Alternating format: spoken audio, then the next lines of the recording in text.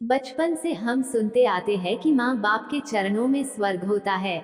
उनकी सेवा से बड़ा कोई धर्म नहीं और कोई बड़ा पुण्य नहीं, लेकिन न जाने क्यों बड़े होते ही हम ये सब भूल जाते हैं। इस भावुक कहानी को पढ़कर शायद कुछ लोगों को वो सारी बातें याद आ जाएगी। दीदी, याद तो है ना, कल माँ का श्राद्ध है। हमने बड़ी पूजा रखी है उनके आत्मा की शांति के लिए, इसीलिए आपको सह परिवार के साथ आना ही है। रूही अपनी नंदन कोमल को फोन पर कहती है। तभी कोमल उसकी भाभी को बोली, मैं नहीं आ सकती, आपको तो पता ही है कि उनको छुट्टी नहीं मिलेगी। अरे दीदी, ऐसे कैसे, माँ के जमाई और बेटी उनके श्राद्ध में नहीं आएंगे तो उनको शांति कैसे मिलेगी? इसलिए आपको आना ही पड़ेगा, बाकी मुझे कुछ भी नहीं पता। इतना बोलकर रूही ने फोन रख दिया। इधर कोमल पुरानी यादों में खो गई। जब उसके पापा की मृत्यु हो गई थी तभी कोमल अपने मायके गई हुई थी। कोमल को माँ बोली, बेटा तुम्हारे पापा मुझे छोड़कर अकेले ही चले गए, पता नहीं अब किसके आधार पर छोड़कर गए। माँ कोमल के गले लगकर रो रही थी। तब कोमल बोली, यह सब लोग तो है ना भैया भाभी और बच्चे, तो चिंता क्यों करती हो? कोमल कई दिनों तक अपनी माँ के पास रहकर आई थी, लेकिन हमेशा ज्यादातर फोन पर बोलना होता था। कभी कॉल पर तो कभी वीडियो कॉल पर बोलना होता था। बेटा क्या बनाया तूने? एक दिन माँ ने वीडियो कॉल पर पूछा। माँ आलू की सब्जी और रोटी बनाई है, कोमल ने जवाब दिया। माँ बोली, अरे वाह। सब्जी का नाम सुनते ही माँ की आंखों में एक अलग ही चमक देखने के मिली जो कोमल को दिखी। तभी कोमल माँ को बोली, माँ तुम्हें खाने का मन हो रहा होगा तो भाभी को बोलो बना कर दे। कोमल हंसते हुए माँ से बोली। तभी माँ बोली, नहीं नहीं, अब इस उम्र में आलू कहाँ पचते हैं, मैं तो ऐसे ही बोल रही थी। जब तुम्हारे पापा हुआ करते थे तब बहुत बार बनाती थी। भाभी का तो नाम लेते ही जैसे माँ की आंखों की चमक गायब सी हो गई। माँ ने कॉल रख दिया। माँ को क्या हो गया, ऐसे क्यों बोल रही थी, वह सब ठीक तो होगा ना? कोमल अपने आप से बातें कर रही थी। ऐसे बहुत बार खाने की बातों पर बातचीत होने पर माँ की आंखों का भाव बदल जाता, लेकिन ऐसा क्यों था वो समझ नहीं पाई। लेकिन इसके पीछे का राज उसके समझ में आया जब वह छुट्टियों में 2 दिन के लिए मायके गई थी। एक दिन कोमल माँ के कमरे में माँ के साथ गपशप कर रही थी, तभी दीदी खाना खाने चलो, रूही माँ के कमरे में आकर कोमल को बोली। चलो माँ तुम भी खाना खा लो, कोमल उठते उठते हुए बोली। अरे दीदी नहीं नहीं, माँ को क्यों तकलीफ देना, वह यहीं पर ही खाना खा लेगी, आप चलो। रूही बोली। कुछ नहीं दीदी, आप चलो। माँ के घुटनों में दर्द होता है, इसलिए माँ कमरे में ही खाना खाती है। रूही स्पष्ट रूप से बोलती है।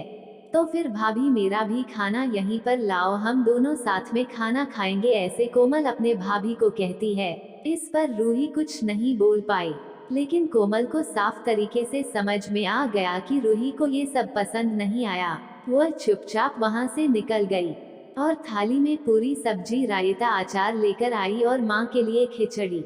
माँ ये क्या है, तुम ये सब नहीं खाने वाली हो क्या? कोमल माँ को बोली।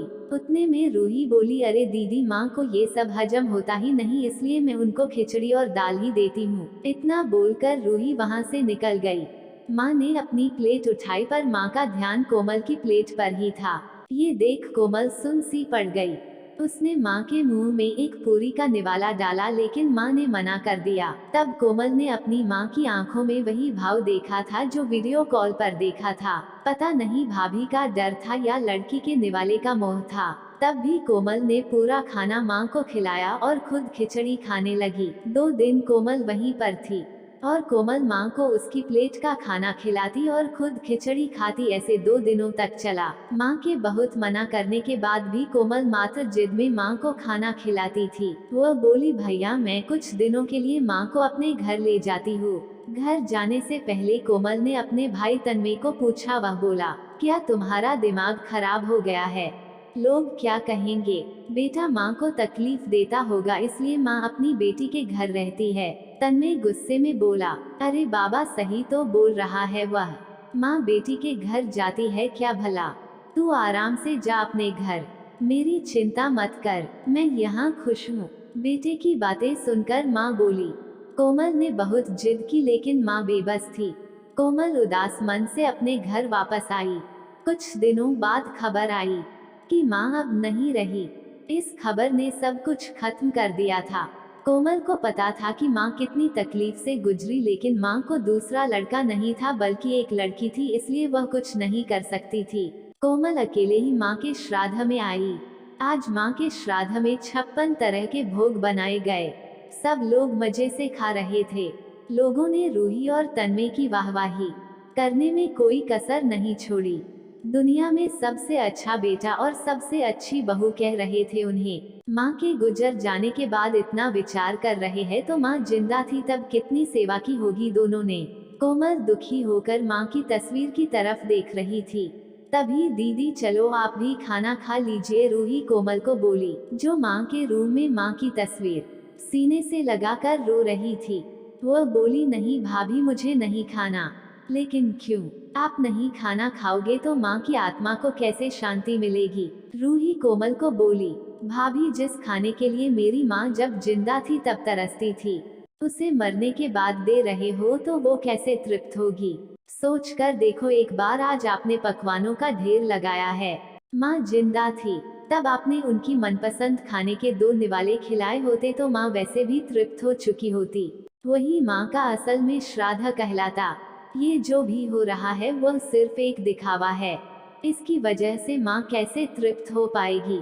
और जो घर से मेरी माँ अतृप्त होकर चली गई वह घर से मैं कैसे खाना खा सकती हूँ भला? कोमल चीढ़कर रूही से बोली। तभी वहाँ पर तन्मय भी आ गया। भगवान की लाठी में आवाज नहीं होती है भैया भाभी, वो जब भी किसी पर पड़ती है ना तब जख्म बहुत गहराई तक और न भरने वाली होती है। आप भी तो 2 बच्चों के माता पिता हो, लेकिन मैं भगवान से दुआ जरूर करूंगी कि आप जब तक जिंदा हो तब तक आपको अतृप्त ना रखें। माँ ने तो अपना वनवास भोग कर कहीं नया जन्म लिया होगा, लेकिन आपकी जिंदगी बहुत बड़ी है। कोमल ये सब बोलकर माँ की तस्वीर लेकर चली गई। पीछे रूही और तन्मय की गर्दन शर्म से झुक गई।